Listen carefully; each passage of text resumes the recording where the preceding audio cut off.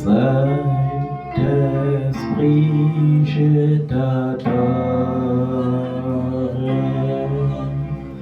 Je te donne ma vie. Je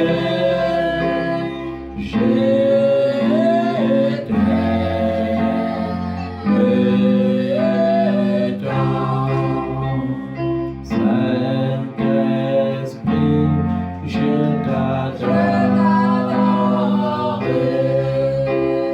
Je te donne ma vie. Je t'aime maintenant.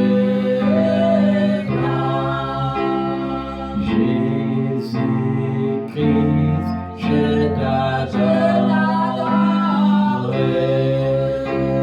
Je te donne ma vie. Je t'aime maintenant. Oui, je t'aime. Oui, je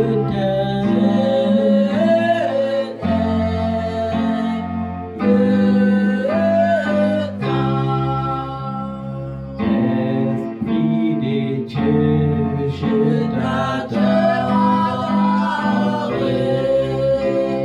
Je te donne ma vie.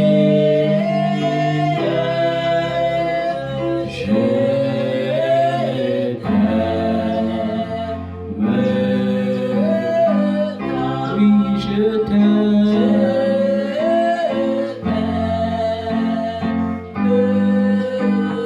t'aime, mon Dieu.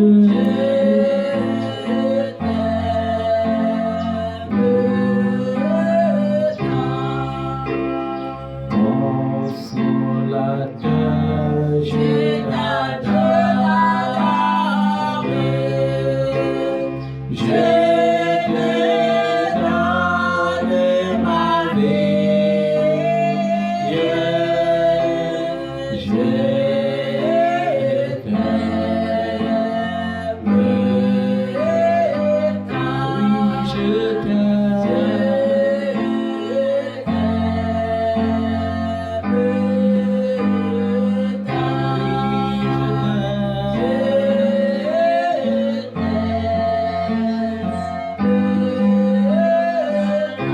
t'aime, mon Jésus.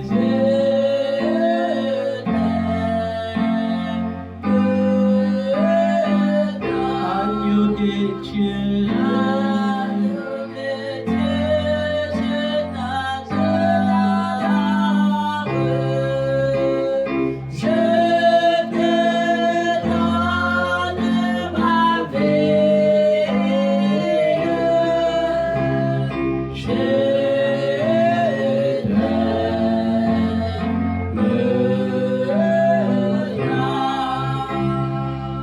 Éternel, tu es le seul vrai Dieu.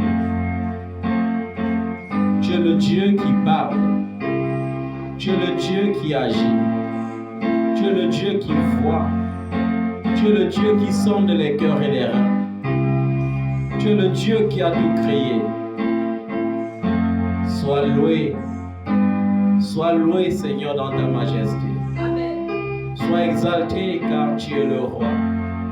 Sois exalté car tu es tout-puissant. Sois exalté car tu es incomparable. Sois exalté car les cieux t'appartiennent. La terre est ton marchepied. Sois exalté, roi des rois. Sois glorifié, roi de ma vie. Sois, ô Dieu, honoré. Sois élevé. Sois magnifié. Toi seul mérites la louange et l'adoration. Toi seul mérites d'être loué. Et personne ne peut te louer et finir dans la honte. Seigneur, comme disait David, mes soupirs ne te sont pas cachés. Mes pleurs sont devant toi. aucun de mes soupirs ne t'est caché. Tu connais nos soupirs. Tu connais, Seigneur, nos tristesses. Tu connais tous nos manquements. Tu connais quand nous sommes dans la détresse. Et tu sais venir au secours, Seigneur, de ceux qui sont dans la détresse. Tu sais secourir ceux qui sont faibles. Tu sais secourir ceux qui sont rejetés. Tu sais secourir ceux-là qui sont méprisés. Ceux-là qui sont injustement calomniés. Ceux-là qui sont injustement, oh Dieu, chosifiés. Tu sais donner de la valeur à cet homme que tout le monde voyait comme étant vil. Tu sais donner de la valeur à cet homme qu'on regardait comme étant du fumier. Tu n'as pas changé, Seigneur. Merci, Seigneur Jésus. Tu as dit, informe-moi et je te répondrai et je te ferai voir les choses cachées que tu ne connaissais pas. Nous t'invoquons ce soir, Père, afin que tu manifestes ta grâce. Nous t'invoquons ce soir afin que ta présence déborde en nous. Et je prie que la présence de Dieu déborde en toi ce soir. Amen. Je prie que la présence de Dieu soit ta portion ce soir. Amen. Car c'est dans sa présence qu'il y a des délices éternelles. C'est dans sa présence qu'il y a la joie. C'est dans sa présence qu'il y a la paix. C'est dans sa présence qu'il y a la solution que tu recherches. Ce n'est nulle part ailleurs. La Bible dit que l'Éternel, ton Dieu, n'est pas loin de chacun d'entre nous. Alors je veux que tu saches que l'Éternel, ton Dieu, n'est pas loin de toi. Amen. Il est présent par son esprit. Amen. Il est présent par son esprit. Et parce qu'il est présent, il va te bénir. Amen. Parce qu'il est présent, il te fera voir sa face. Amen. Parce qu'il est présent, il te fera découvrir sa bonté et sa fidélité. Amen. Merci Seigneur. Merci Père. Je veux prendre autorité ce soir contre toutes les armes de l'ennemi pour les anéantir par le puissant nom de Jésus-Christ. Je veux prendre autorité ce soir dans ta vie contre toute arme de l'ennemi qui te maintient encore dans l'esclavage du péché, qui te maintient encore dans l'esclavage de la solitude, alors que ton Dieu est présent pour te combler par sa présence. Amen. Je prends autorité par le nom de Jésus. Que toutes ces armes contre ta vie soient annulées sans effet au nom de Jésus. Il est impossible que tu rencontres Jésus et que ta vie reste la même. Lorsqu'on l'a rencontré, tout devient nouveau. Parce que lui-même il a dit dans sa parole, voici je rends toutes choses nouvelles. Alléluia. Je veux te dire quelque chose. Parfois, à cause des soucis de cette vie, nous sommes obligés d'aller à gauche, à droite, mais l'Éternel te dit, ne promène pas les regards inquiets, car je suis ton Dieu. Parfois, on a tendance à croire que c'est en allant à Jérusalem, c'est en allant toucher la tombe de Jésus que les choses peuvent changer. Parfois, on a tendance à croire que c'est en achetant l'huile d'onction quelque part qu'on peut être béni. Parfois, on a tendance à croire que c'est en pratiquant les œuvres prescrites par les hommes de Dieu qu'on peut être béni. Mais je vais te dire une chose, la seule chose qui te bénit, c'est une rencontre spéciale avec le Seigneur Jésus. Je vais te dire une chose, l'histoire de la femme samaritaine.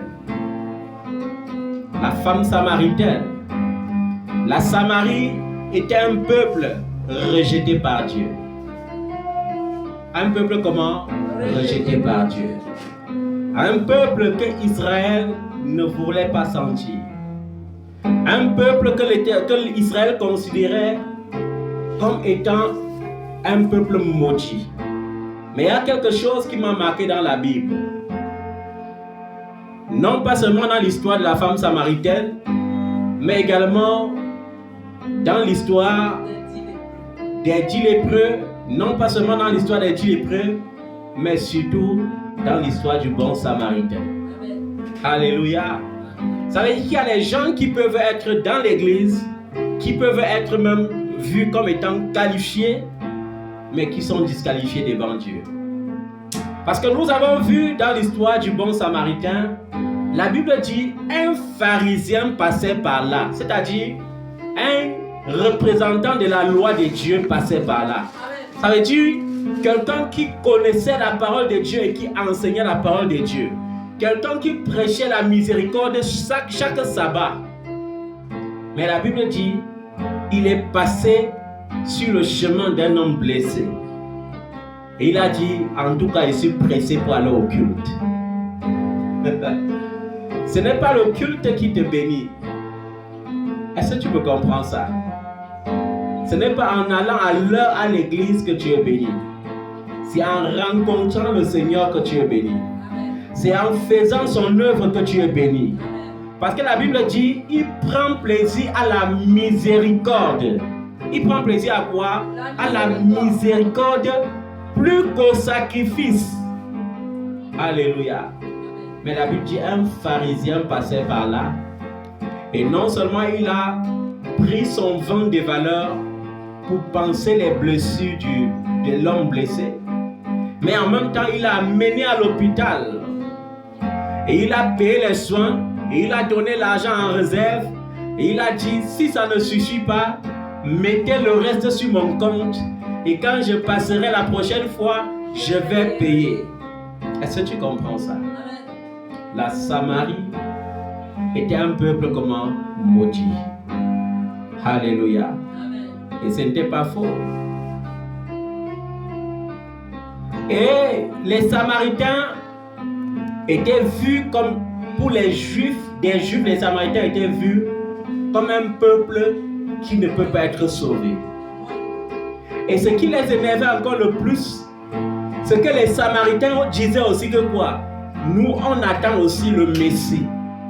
Est-ce que tu comprends ça? Amen. Et le Samaritain disait que quoi? Nous, on a connu Jacob. Et pour preuve, le puits de Jacob se trouve dans notre ville. Amen. Et nous servirons le Dieu de Jacob où? Sur les montagnes. Et les Juifs leur disaient que quoi? C'est à Jérusalem, dans le temple, qu'il y a la présence de Dieu. Ça veut dire que normalement, il n'y avait pas d'échange possible entre un Juif et un Samaritain. Il n'y avait pas de salutation possible entre un Juif et un Samaritain. Mais en Samarie, ville du péché, il y avait des gens qui péchaient encore plus que les autres. Vous savez, je prends l'exemple sur le péché parce que c'était le cas de la femme samaritaine dans Jean chapitre 4 à partir du verset 7. Son cas, c'était le péché. Mais je veux comparer cela plutôt à ta situation qui parfois est chronique. Ta situation est parfois chronique. On te reconnaît comme celui-là que le bailleur ou la bailleresse vient toujours insulter chaque fin du mois et menacer de t'expulser. Ou bien tu es dans un pays, faute de papiers, parfois les gens connaissent cela comme une maladie chronique dans ta vie. Et parfois on t'insulte même, vois-moi un sans-papier. C'est-à-dire qu'on te chosifie parce qu'on sait que tu n'as pas les papiers. Et les gens disent, on peut même l'exploiter parce que il ira se plaindre où? Quand il n'a pas les papiers. Ça peut être encore quoi? Une maladie qui a perduré dans ta vie au point que pour finir, quand on vient te chercher dans ton quartier, on dit la femme qui a telle maladie là. Alléluia. Ou bien, ça peut être même le célibat. Dans ton quartier, tous tes voisines sont mariées. Toi, tu es au milieu et on t'a surnommé sans que tu ne saches. La mère là, la mère célibataire là, qui est toi en train de guetter nos maris là. Donc, il y a des situations que tu peux traverser dans cette vie au point que ça te donne un surnom que tu n'aimes pas. Est-ce que tu comprends ça? Et c'était le cas de la femme samaritaine. Dans la Samarie, ville des péchés, sa part des péchés était devenu un péché honteux. C'est pour ça que lorsque vous lisez l'histoire de la femme samaritaine, la Bible dit qu'elle vient au puits pour chercher l'eau à quelle heure? À midi. Est-ce qu'une femme cherche l'eau à midi? Pour préparer à quelle heure? Le problème de cette femme était chronique parce que certaines disaient mieux de moi. C'est encore mieux mon cas. J'aime la simplicité et le langage. J'ai pris que Dieu me donne cette simplicité et le langage. Mieux c'est mon cas parce que moi au moins j'ai sorti seulement 2 hommes. Mais celle-là, elle est à son 6e homme. Et ça se parlait partout. Ce qui fait maintenant que la femme n'était plus libre de marcher partout dans la ville de Samarie. Elle évitait les attroupements parce qu'on la pointait du doigt. Elle savait que les femmes venaient chercher de l'eau de 5h à 10h. Alors elle laissait encore l'écart d'1 heure de temps pour s'assurer qu'il n'y ait personne au puits avant d'aller chercher sa part d'eau. Et c'est ça.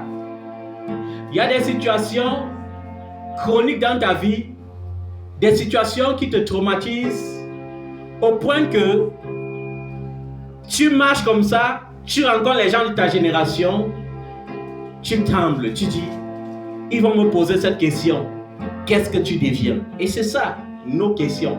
Lorsque nous rencontrons les gens avec qui nous avons fréquenté, lorsque nous rencontrons les gens avec qui nous avons grandi, parfois la première question, c'est qu'est-ce que tu es devenu?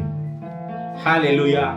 Et parfois tu vas entendre quelqu'un citer sa part, citer les titres, et tu dis mince. Moi qui étais le plus intelligent, donc c'est encore moi à ce stade-ci, ou bien tu es frustré parce que quelqu'un de ta génération qui était plus jeune que toi d'ailleurs et moins intelligent que toi, c'est lui qui te transporte, il te voit en route, il klaxonne. Et tu vois la marque de la voiture, tu sens que la voiture n'a pas coûté moins de 50 millions. Mais toi, tu n'arrives pas à payer le loyer de près de 100 000 francs. Alléluia. Et la situation de cette femme la frustrait. Je suis en train de te dire quelque chose, c'est que tant que tu n'as pas rencontré Jésus, tu ne peux pas avoir d'espoir. Les gens qui sont souvent frustrés par leur position sociale, par leurs problèmes, sont les gens qui n'ont pas rencontré Jésus. Alors la Bible dit, c'était le jour de cette femme-là et elle ne savait pas. Elle peut rencontrer quelqu'un assis sur le bord du puits. Et la personne, vous savez, les Juifs avaient leur manière de s'habiller. Ils avaient leur manière de porter leurs souliers. Et ils avaient leur manière de parler. Or, la femme va à la rencontre du Messie. Et elle se dit qu'elle est à la rencontre d'un Juif. Et le Messie lui dit, elle ne savait pas qu'elle était devant celui-là qui a créé les eaux à la surface de la terre et à l'intérieur de la terre et dans les airs et partout. Elle ne savait pas qu'elle était devant ce prince de vie. Elle ne savait pas. Alléluia. Et Jésus parfois, pour résoudre ton problème lorsqu'il te rencontre, peut te demander quelque chose. Il peut te demander juste un service. Pas parce qu'il a besoin d'un service. Je ne suis pas en train de te dire que les hommes de Dieu qui te disent que fais ceci pour que Dieu fasse, ils ont raison, non. Parce que ce sont les hommes de Dieu qui disent. Mais je dis ici, la rencontre avec le Seigneur. Alléluia. Jésus te dira parfois, cette vie-là qui te dépasse, donne-moi pour que je redonne un sens à ta vie. Donne-moi cette vie qui te dépasse de dire, dépouille-toi. Dépouille-toi de ce vieil homme. Dépouille-toi de ce souci. Dépouille-toi de ce fardeau. Les insultes là que tu portes dans ton cœur, décharge ça sur moi pour que je te donne ma paix. Amen. Alors, Jésus dit à cette femme, donne-moi un peu d'eau à boire. Et la femme, elle dit, comment se fait-il, toi, un juif, tu me demandes à moi de l'eau à boire? Un juif me demande de l'eau. Ça, c'est la meilleure. Mais après, elle se dit quand même, dans sa pensée charnelle, en tout cas, c'est un homme. Peut-être il a l'argent. C'est ça qui est dans sa tête. Mais le Seigneur lui dit, si tu savais qui j'étais réellement, c'est plutôt toi qui m'aurais demandé de l'eau à boire. Et je t'aurais donné cette eau qui coulerait en toi jusque dans la vie éternelle. Parce que je suis cette eau vive. Et la femme dit, le type-ci là, tu ne comprends pas ce que tu dis. Tu n'as pas de seau, tu n'as pas de corde. Comment feras-tu pour puiser de l'eau dans ce puits? Es-tu plus grand que Jacob, notre père, qui a creusé ce puits il y a de cela plus de 500 ans en arrière? Et il en a bu lui-même. Et aujourd'hui, nous buvons encore de cette eau. Es-tu plus grand que lui? Il dit, je peux te donner cette eau qui coulera. Et là, tu n'auras plus jamais soif. Et la femme, comme tout être humain, nous aimons les raccourcis. C'est à cause des raccourcis que parfois nous fuyons la présence de Dieu. Parce que Dieu veut que lorsque tu as des problèmes, que tu te tournes vers lui. Il veut que lorsque tu as des problèmes, que tu fasses comment? Tu te tournes vers lui. Mais parfois, tu te tournes vers les hommes. Parfois, au lieu de chercher Dieu qui dit, je ne suis pas loin de chacun d'entre vous, tu préfères payer le billet d'avion pour aller à Jérusalem. Tu pars à Jérusalem, tu pars en Israël parce que tu veux puiser l'eau de la mer Rouge. Parce que ton intention, c'est que lorsqu'elle veut puiser l'eau de la mer Rouge, c'est quand même l'eau qui avait vu les Israélites traverser. C'est quand même l'eau que le grand Moïse, le tout-puissant Moïse avait touché. Lorsqu'il veut rentrer avec, ça a produit tous mes miracles. Et c'est pour ça que vous voyez dans l'église aujourd'hui, certains hommes de Dieu, si on peut les appeler hommes de Dieu, sachant que les hommes aiment le raccourci, qu'est-ce qu'ils font? Ils partent en Israël et parfois ils le disent seulement. Tu ne sais pas s'ils sont partis ou pas. Ils ramassent les bouteilles d'eau, ils collent leurs photos sur ça avec le nom de leurs églises et ils disaient que ça c'est l'eau du miracle que je suis allé puiser à la mer Rouge là-bas depuis Israël. Lorsque tu vas te laver avec cette eau, tous tes problèmes seront finis. Lorsque tu vas pomper cette eau sur ton porte-monnaie ne manquera plus jamais de l'argent. Et parfois, comme certains qui vendent l'huile de cinnamon, l'huile de cinnamon fait partie des huiles des parfumeurs qui en Israël étaient fabriquées juste pour mettre dans le lieu saint. Et c'était interdit à quiconque en Israël utiliser cela.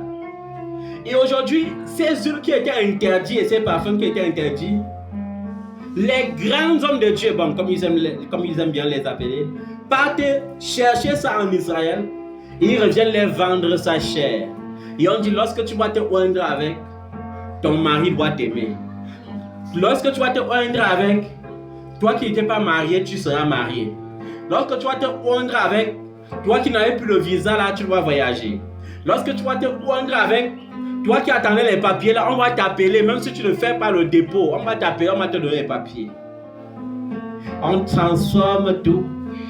Et c'était ça, la femme samaritaine. C'est pour ça qu'elle dit, donne-moi de cette eau, Seigneur, pour que je boive et que je n'ai plus jamais besoin de venir chercher de l'eau ici. Certainement dans sa tête, elle a dit, waouh, enfin, j'ai trouvé la délivrance à mes problèmes. Je vais seulement rester chez moi maintenant, l'eau doit couler. Comme ça, là, je n'aurai plus besoin de sortir pour affronter les humiliations de ma vie. Alléluia. Amen. Mais je vais te dire, la rencontre avec Jésus met fin aux humiliations. Amen.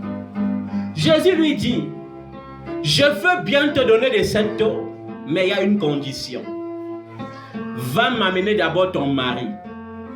Parfois, Dieu te délivrera le jour qu'il trahira ton péché secret que tu caches depuis. C'était son secret à elle. Quand Jésus lui dit exprès, va m'amener ton mari, c'est parce que Jésus connaît toute sa vie déjà. Elle dit, Seigneur, je n'ai point de mari. Mais le type-ci là, il me regarde le business. Je croyais qu'il va même demander maman. Il a l'air riche.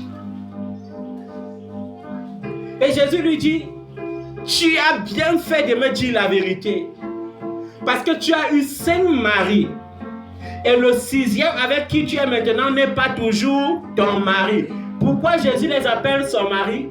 Parce que chaque fois que tu consommes le sexe avec quelqu'un, vous devenez une seule chair. Et c'est ça le mariage. L'homme quittera son père et sa mère et s'attachera à sa femme et les deux deviendront une seule chair. C'est pourquoi il est écrit, toi qui livres tes membres aux prostituées, tu deviens un seul corps avec les prostituées. Jésus lui a dit, ma fille, comme je te dis là, toi là, tu es à ton 6e.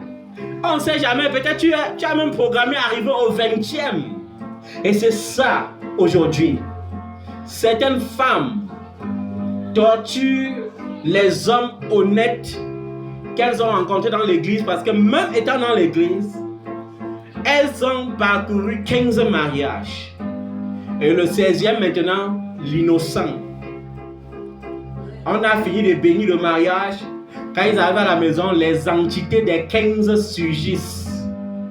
Et il commence son calvaire.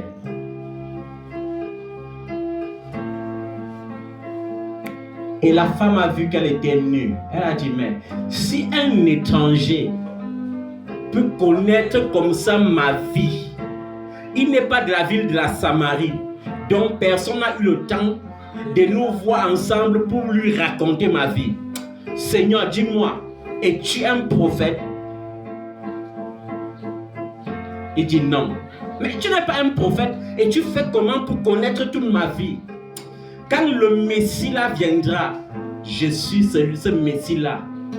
Ce Messie-là que vous attendez. Il est là et c'est lui qui te parle. Amen. Et elle a cru. Alléluia. Vous savez, Dieu récompense tous ceux qui croient. Cette femme, à l'instant même qu'elle a cru, elle a dit, je n'ai plus honte. Ma vie là, c'était le passé. Elle qui avait honte d'approcher la population, elle est devenue l'évangéliste de la population, l'évangéliste de la Samarie. Amen. La première femme à Samarie a annoncé que le Messie est là. Amen. Elle est partie et vous savez, quand Dieu t'a qualifié, quand il y a la rencontre avec Jésus, quand il met son empreinte sur toi, quand tu arrives devant les gens qui se moquaient de toi, on ne se souvient plus de ta honte. On ne se souvient plus de l'objet de ta calomnie. C'est pourquoi lorsqu'elle est arrivée, elle qu'on pouvait accueillir en disant, la prostituée là vient encore voler le mari de qui ici? On l'a plutôt écouté. Et elle a dit, venez, venez, oh, venez tous. J'ai vu un homme là-bas qui m'a raconté toute ma vie. C'est sûr que c'est le Messie que nous attendons. Avec elle avait cru. C'est-à-dire que lorsque Jésus a mis son cachet sur toi, toi qu'on rejetait, tu deviens comme l'aimant. Tu attires les gens. Elle qui tuait les gens, elle que les gens dédaignaient, les gens l'ont écouté et l'ont suivi. Amen. Sur la déclaration d'une seule parole. Des gens l'ont suivi. Et on est allé à la rencontre du Seigneur. Et quand le Seigneur les a prêchés, il a été plus accepté que dans sa propre patrie. Amen. Les gens samaritains qui étaient vus comme ceux qui ne connaissent pas Dieu, qui ne lisaient pas la loi chaque sabbat, ont reconnu le Messie au détriment des Juifs qui attendaient le Messie. Et lorsque le Messie vient, on le rejette. Et ce même jour, Dieu a changé son plan pour les Juifs. Il a dit, waouh, les Samaritains ici là, ils ont cru en moi, je change tout. Maintenant, il n'y a plus de différence entre le Juif, entre le Grec, entre le païen. Celui qui croit devient mon enfant préféré tout de suite. Amen. Est-ce que tu comprends ça? Amen. Celui qui croit devient mon enfant préféré tout de suite. Il n'y a plus question des Juifs, mon peuple préféré. Non! C'est maintenant celui qui croit que je suis envoyé du Père qui devient l'enfant là que je vais chérir, l'enfant que je vais choyer, l'enfant que je vais bénir, l'enfant que je vais entretenir, l'enfant que je vais embellir. Le Seigneur va t'embellir. Qu'importe ta situation. Qu'importe quoi, ta situation. Il y a des choses que lorsqu'on dit, le temps passe, le temps passe, le temps passe. Après, tu te trouves en train de vivre l'accomplissement. Tu manques parfois même les mots encore pour adorer Dieu. Parce que quand ça vient en abondance. Laisse-moi te dire, qu'importe ta situation, qu'importe le nom que les gens te donnent secrètement pour se moquer de toi, ces mêmes gens, ils vont t'entendre bientôt témoigner ce que Jésus a fait pour toi. Est-ce que tu comprends ça? La femme est allée, elle n'a pas dit que venez voir un miracle qui est accompli. Venez voir un homme qui fait le miracle. Venez voir un homme qui m'a raconté tout ce que j'ai fait en secret. Amen. Alléluia. Une puissance dans l'évangélisation. Ça veut dire que quoi? Là où les hommes l'avaient disqualifié, le Seigneur l'a qualifié. Là où les hommes la voyaient comme une chose vile, le Seigneur l'a rendu honorable. Et vous voyez, quelqu'un qui normalement était vu comme le résidu, quelque chose qu'on doit rejeter dans la nature, et quelqu'un maintenant qu'on témoigne dans les Écritures. Parce qu'on n'écrit pas l'histoire de n'importe qui dans les Écritures. Non, on n'écrit pas l'histoire de n'importe qui. Et c'est ça. Les hommes ont leur plan, mais Dieu a son plan. Quand tu vois l'histoire de Ruth, est-ce que Ruth était israélite? Elle n'était pas israélite. Mais elle a été qualifiée pour être quoi? L'ancêtre du Messie selon la chair. Est-ce que vous comprenez ça? Amen. Et avant elle, un autre ancêtre qui n'était pas juif et qui était toujours prostituée bizarre. Rahab. Rahab. Le simple fait d'avoir fait du bien au peuple de Dieu, ça l'a qualifié. Ça l'a greffé. Parce que les boys que vous voyez dans la Bible sont les descendants de Rahab. Et quand vous voyez dans l'histoire même de Marie de Magdala, elle avait tellement commis l'impudicité au point que la Bible dit qu'elle était habitée par 7 esprits impurs. Donc sa part c'était le haut niveau. C'est pourquoi vous voyez, on veut pratiquer la loi sur elle. La loi disait que quoi? Lorsqu'on surprend quelqu'un en flagrant délit d'adultère, qu'est-ce qu'on fait? On va la lapider. Et les mêmes gens qui partaient se cacher la nuit pour la voir, ce sont les mêmes gens qui viennent avec leurs vêtements blancs des prêtres pour dire à Jésus que maintenant, la loi dit qu'il faut lapider une telle femme. Qu'est-ce que toi tu dis? Et le Seigneur dit que celui d'entre vous qui n'a pas encore un seul péché jette la première pierre.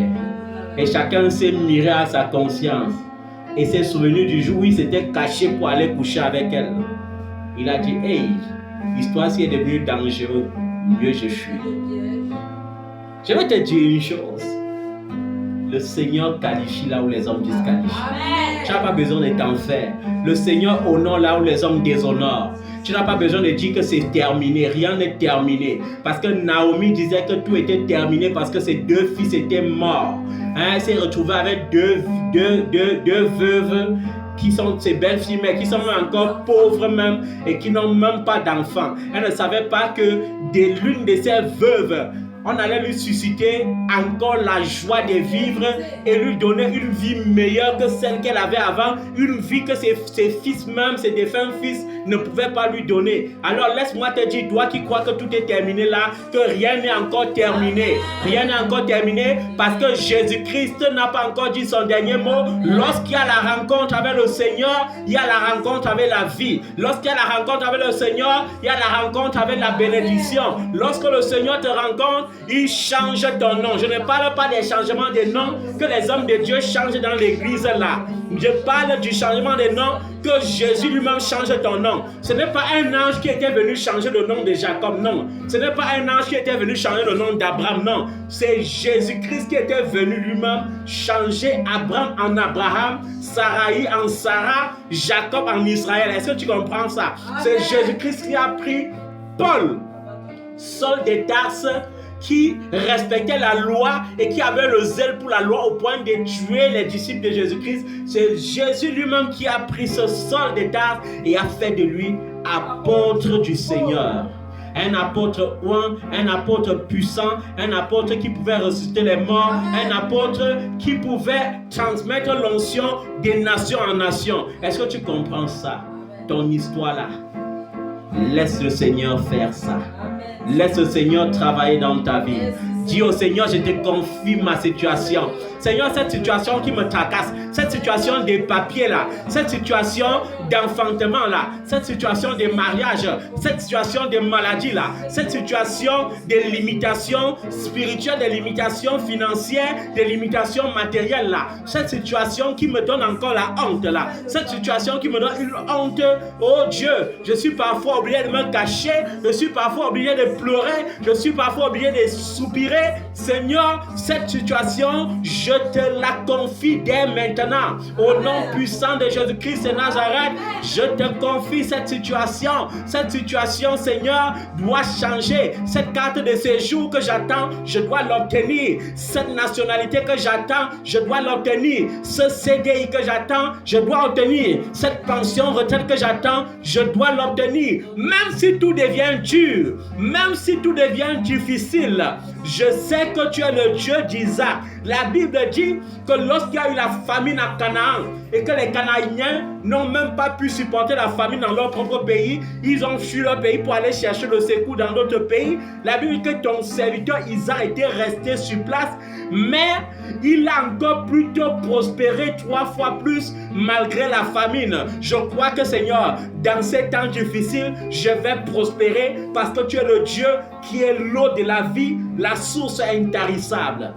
Amen. Je crois que je vais prospérer. Amen. Par le puissant nom de Jésus-Christ de Nazareth. Je crois que lorsque ça sera difficile pour les autres, ça sera facile pour moi. Oh, parce que tu es le Dieu qui ne change pas. Parce que tu es le Dieu qui ne change pas. Tu es le Dieu qui ne change pas. Oh, tu es ce Dieu-là qui a dit, demande-moi. Demande-moi seulement. Je te donnerai les nations pour héritage. Je te donnerai les villes pour héritage. Alors, Seigneur, qu'importe la nationalité, je choisirai. La nationalité que je voudrais obtenir, je l'obtiendrai. Parce que tu es le Dieu qui a créé toutes les nations par le nom de Jésus. Amen. Seigneur, ce n'est pas par l'argent, ce n'est pas par les relations, mais c'est par ton nom. Amen. Et par ton nom, Seigneur Jésus, je ferai des grands exploits. Amen. Je ferai des grands exploits. Parce que tu es le Dieu des prodiges qui n'a pas changé. Tu es le Dieu qui opère les prodiges et les signes. Tu es le Dieu qui change les situations et les circonstances. Tu es le Dieu là qui a pris David. Oh, tu l'as pris alors qu'il était là comme serviteur des moutons, des brebis dans la forêt. Tu l'as pris pour le rendre roi et l'établir au-dessus d'une grande nation qui est ton peuple Israël. Tu l'as oint d'une nulle favorable. Tu l'as oint d'une nulle de grâce. Seigneur, tu es encore ce Dieu de David. Tu es encore ce Dieu d'Isaac qui ne change pas. Je crois, Seigneur, que tu agiras dans ma situation.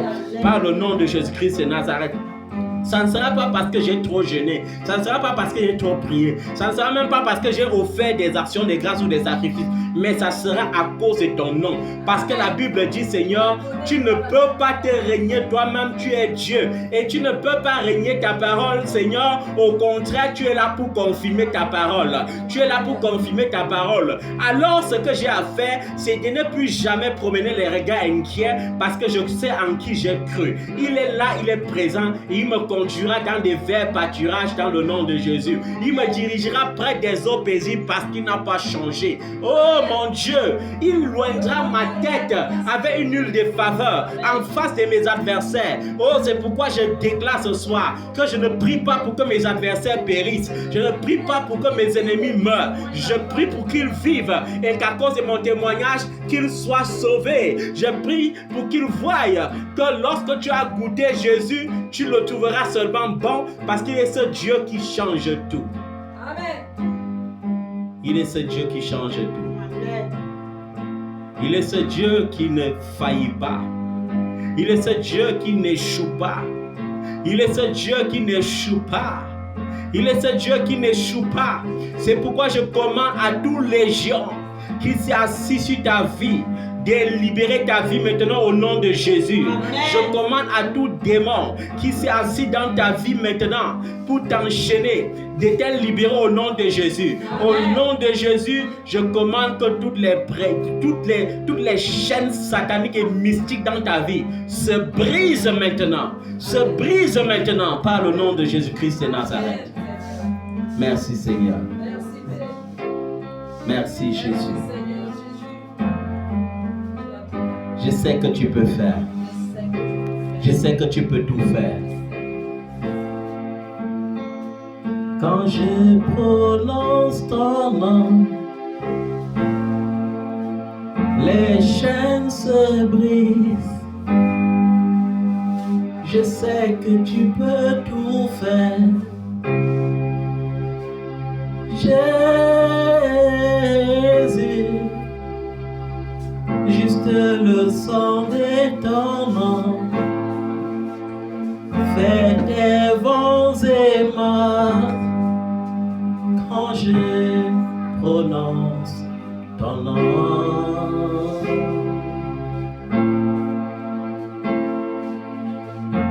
Quand je prononce ton nom, tu es ma force, l'ombre de mes mains, tu n'échoues jamais, mon rocher, ma forteresse Emmanuel. Quand je prononce ton nom, et quand je prononce ton nom, la situation change. Et quand je prononce ton nom,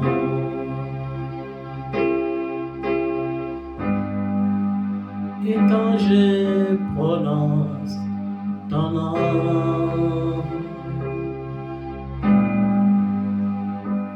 juste le son de ton nom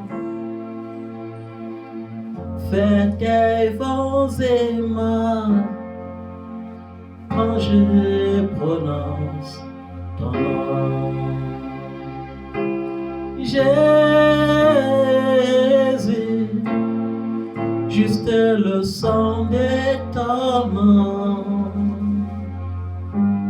fait des vents et marées quand je prononce ton nom.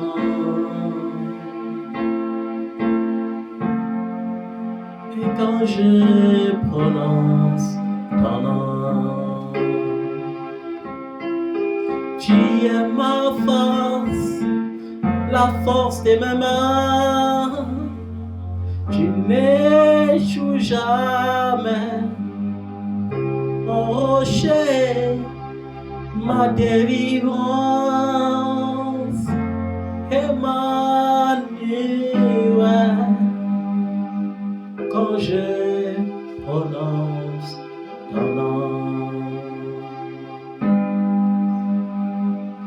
Jésus, quand je prononce ton nom, et quand je prononce ton nom, je reçois ma vie. Et quand je prononce ton nom, quand je prononce ton nom, je reçois mon miracle. Quand je prononce ton nom, et quand je prononce ton nom, je reçois les finances. Et quand je prononce ton nom, Jésus, quand je prononce ton nom. Oui, bien-aimé, il y a des situations face auxquelles tu vas seulement prononcer le nom de Jésus. Et lorsque tu prononces le nom de Jésus avec foi, la situation est obligée de changer. Quand face à cette maladie, tu diras à Jésus, tu sauras encore qu'il est ce Dieu qui n'a pas changé et qui guérit les malades. Quand tu diras à Jésus, tu verras qu'il est ce Dieu-là qui avait changé le statut de Joseph en Égypte. Et si Dieu a couronné Joseph en dessous de Pharaon pour gouverner toute l'Égypte, ça veut dire qu'il est ce Dieu qui peut te donner les nations comme héritage. Il est ce Dieu qui peut te donner non seulement les papiers dans la nation où tu attends les papiers, mais te nommer parmi les grands de cette nation. Il est le Dieu de Daniel. Ce Dieu qui avait fait de Daniel le grand conseiller du roi Nebuchadnezzar, le grand roi qui dominait presque la moitié du monde. Il est ce Dieu qui n'a pas changé. Alors, tu n'as pas besoin de paniquer, tu n'as pas besoin de t'inquiéter, tu as besoin tout simplement de dire, Seigneur, souviens-toi de moi. Seigneur, souviens-toi de moi. Jésus, roi des rois, souviens-toi de moi. Jésus, créateur de l'univers, souviens-toi de moi. Alléluia. Amen. Quand je prononce ton nom, Jésus, juste le sang de ton nom transforme ma vie. Quand je prononce ton nom, tu es ma force, la force de mes bras. Tu n'échoues jamais, mon rocher, ma délivrance. Yeshua, juste le sang de ton nom fait changer tout quand je prononce ton nom. Merci Seigneur pour ta bonté. Merci pour ta fidélité. Merci pour ton amour. Merci pour ta délivrance. Au nom de Jésus. Est-ce que tu peux acclamer ce roi des rois? Est-ce que tu peux acclamer la vie qui te donne? Est-ce que tu peux acclamer sa majesté? Est-ce que tu peux acclamer sa fidélité là où tu te trouves? Acclame ta solution. Acclame parce qu'il te donne ta solution. Acclame-le. Les gens vont croire que tu es fou. Les voisins vont croire que tu es folle. Mais ce n'est pas la folie, c'est la joie. Acclame cette joie parfaite qu'il te donne. Au nom de Jésus de Nazareth. Amen.